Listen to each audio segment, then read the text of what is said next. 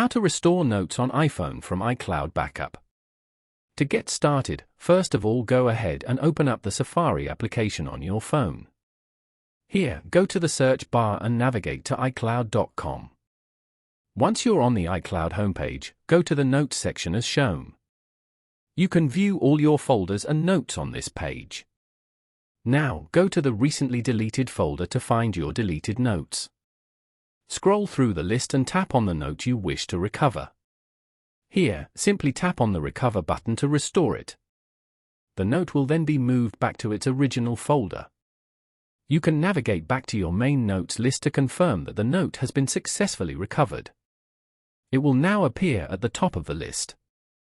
Following these steps, you can easily restore notes on an iPhone from iCloud backup. Thank you for watching. Please leave a like if this tutorial helped you, or leave a comment below if you have any questions related to the video.